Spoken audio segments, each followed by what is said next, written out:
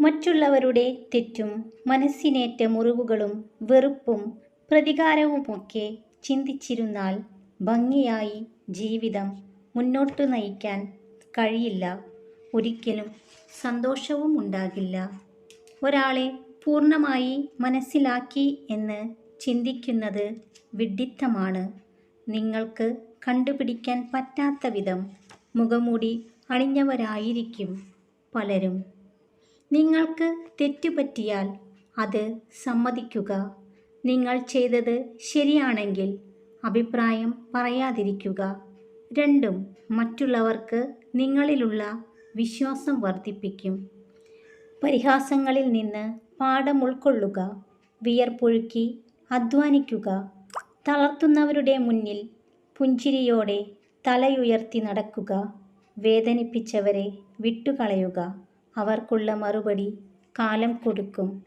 അകന്നു പോകാൻ ആഗ്രഹിക്കുന്നവരോട് കാരണങ്ങൾ ചോദിക്കരുത്. അവരെ അതിന് അനുവദിക്കുക.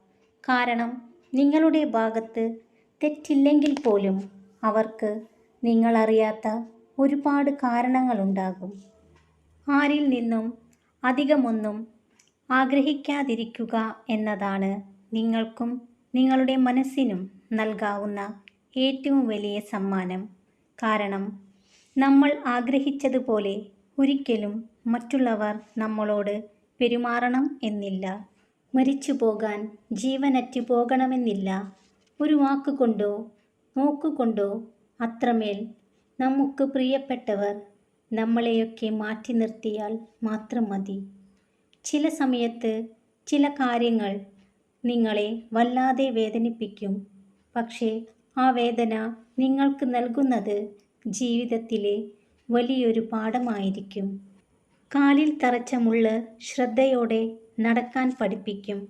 മനസ്സിൽ തറച്ച മുള്ള് എങ്ങനെ ജീവിക്കണമെന്നും പഠിപ്പിക്കും.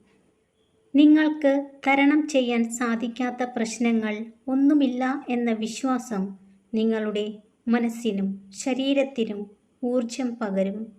ജീവിതത്തിലെ മോശമായ കാര്യങ്ങളെ മറക്കാനുള്ള ഏറ്റവും നല്ല മാർഗം ജീവിതത്തിലെ നല്ല കാര്യങ്ങളെ ഓർക്കുക എന്നതാണ്.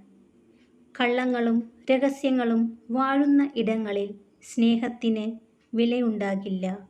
ശുദ്ധമായ മനസ്സോടെ സ്നേഹിക്കാനും പ്രവർത്തിക്കാനും സംസാരിക്കാനും കഴിയുന്നവർക്ക് സന്തോഷം നിഴൽ പോലെ കൂടെയുണ്ടാകും. നിങ്ങൾക്കു വേണ്ടിയും ചിലതൊക്കെ ചെയ്യണം. നിങ്ങൾക്കു വേണ്ടിയും അല്പസമയം മാറ്റിവെക്കണം. നിങ്ങൾക്കു വേണ്ടിയും ജീവിക്കണം.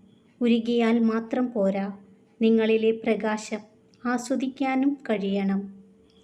ദേഷ്യത്തിൽ സംസാരിക്കുന്നവർക്ക് അതിലും മനോഹരമായി സ്നേഹിക്കാനുള്ള ഹൃദയമുണ്ട്.